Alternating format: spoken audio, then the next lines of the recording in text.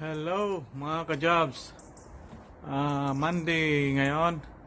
So start na naman ng work natin at yun, ipapakita ko sa inyo yung progress ng ating ginagawa, yung bathroom renovation. So yun, yung next step niya ipapakita ko sa inyo maya maya. Okay, pag nandun na tayo sa job site, papakita ko sa inyo. Okay? Okay, yun, paalis na tayo.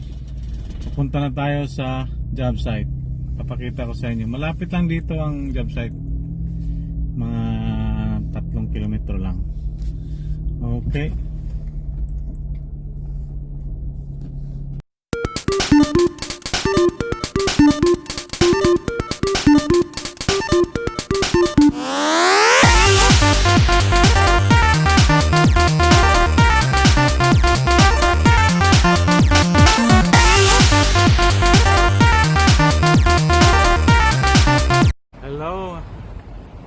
Hello mga ka-jobs, nandito na tayo ngayon sa job site. Tapos mag-unload tayo ng ating mga gamit.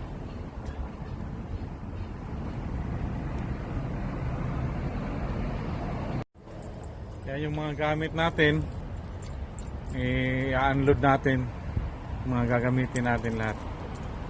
Yan. Hello mga ka-jobs, andito na tayo ngayon sa job site. So, ipapakita ko sa inyo ang unang steps ng pag-tatiling natin. So, yan. Yung una is kumuha ka ng samples ng tiles. Ito nga pala yung gagamitin nating yung gagamitin nating sample. So yan, ito siya. So ang una natin is sukatin mo.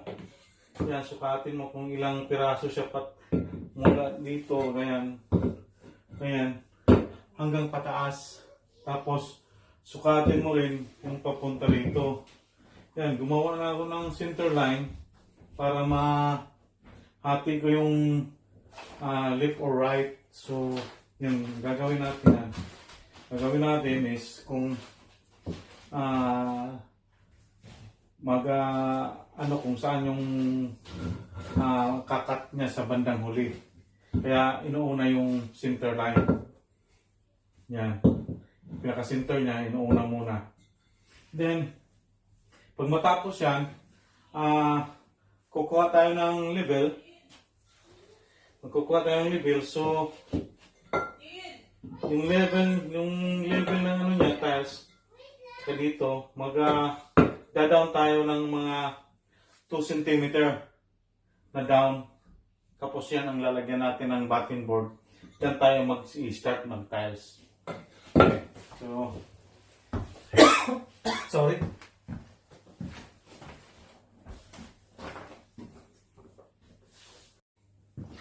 Ipapakita ko sa inyo yung ito yung ginagamit kong laser level. Yung yung cordless. Hello, bali yan po ang laser level natin. So yan yung makukuha natin na linya. Yan. Tapos lalagyan natin siya ng button board. Yan.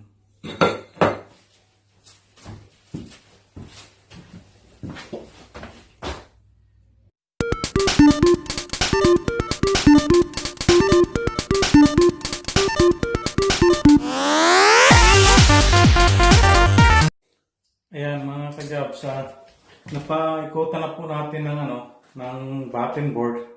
Yan, nilagyan natin ng laser. Yan, paikot. So mag-start na po tayo mag-tiling. So ang gagawin natin is unahin natin tong gitna kasi yan ang design niya dito sa gitna. Ito dito. So, yan ang design nito, itong taas na to. Yan ang design niya dito sa gitna na to. So, yan ang uunahin natin. Tapos, ang ibang wall sa susunod ulit. Sa ibang araw siguro natin.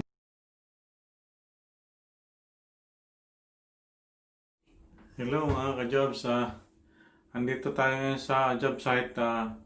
Sorry, kahapon nag-crash kasi yung cellphone ko. Hindi ko na videoan yung pag-start ng tiling dito.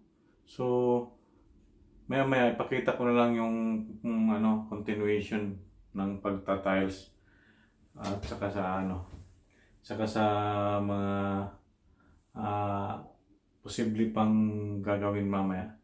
At saka yung sa pagkakating ng klase ng tiles kasi yung ginagamit kasi nating tiles ngayon is porcelain tiles.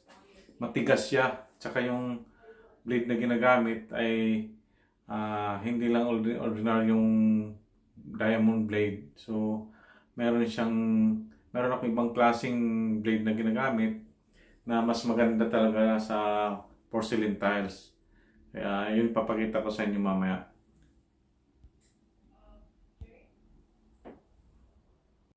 Ayan yung resulta kahapon. Yung sana ikabit ko ng tiles. Yun nga na simulan ko na kasi hindi ako makapag-video kahapon kasi nga nag-crash yung cellphone ko. Ang ginagawa ko kasi before ako magta-tiles ay inuuna ko muna sa center. Dito sa center. Yan dyan. Magsi-center line ako. Tapos unahin ko siya. Tapos sa both sides na. Papuntang both sides. Kaya mayroong gap dyan sa both sides. Yan.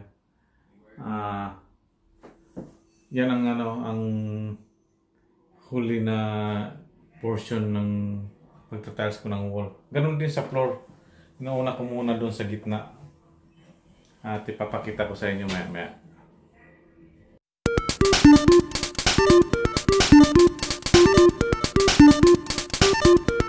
Mga ka-jobs ipapakita ko naman sa inyo ngayon yung pagkakating ng porcelain at saka yung blade na gagamitin natin. Hello mga ka-jobs. Ito yung ginagamit kong diamond blade, yung rib side. Yan mayroon siyang groove. So, yan ang ginagamit ko para maganda yung cutting niya. At saka ang brand pala nito, Welcome Free cutting disc. Thin, small, very thin cutting disc. Yan, manipis lang siya. Yan. So, pang talaga to, pang porcelain. Ito yung ginagamit pang porcelain. Yan. Tapos, ito yung porcelain na made in Spain to matigas. Yan. Kaya pag hindi maganda yung blade mo, madaling purol. Kaya gamit talaga ng magandang blade. Okay, pakita ko sa inyo ngayon yung pagkakating.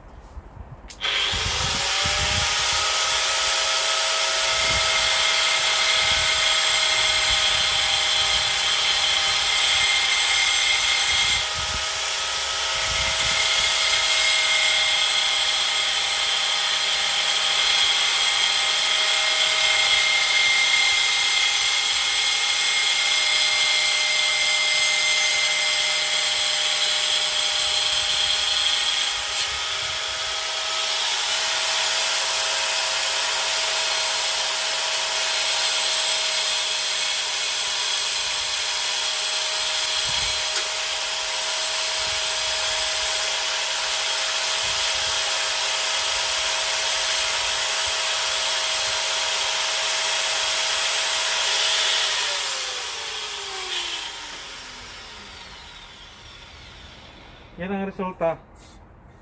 Yan ang resulta pag maganda yung cutting blade mo. Yan, hindi siya bibiyak-biyak. Yan, pag maganda siya. Okay? Yan, kakat ko uli yung isa pa.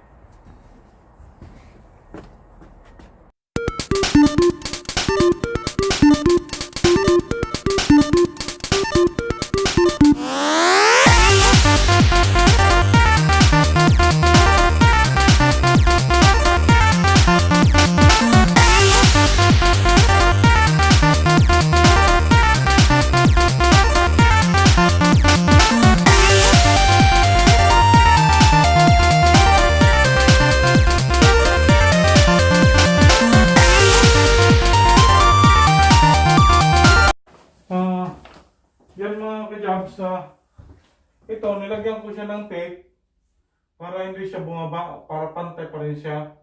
Yan lang ang technique minsan pag pag gusto mong hindi bumaba yung tiles mo. Yan ang ginagawa kong technique para hindi siya bumaba. Tapos yan ang sinasabi na gamitin yung lahat ng resources para lang mapagaan yung trabaho natin. Okay?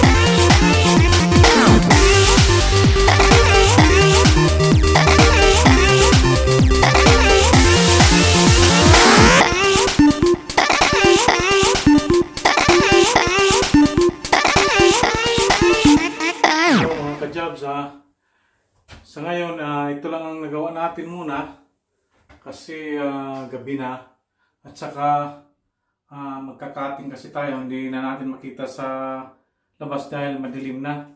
So ito, yan, ano na lang yan, yung mga corner ng boxes, ito yan, mga corner na lang yan siya bukas. Tsaka yun doon. Tapos na siguro ito bukas. Tapos magbubuling na ako sa kabila. Kasi magkaibang design to eh.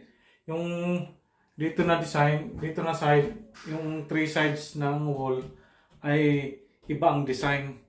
Tsaka ito yung center, yung gitna, at tsaka yung floor magkaparehas. Yan. So, abangan nyo yung mga susunod na na trabaho natin. Bukas siguro magsisimula tayo sa kabilang wall. Kung matapos natin ito bukas, magsisimula tayo sa kabilang wall. So, yan. Shoutout nga pala kay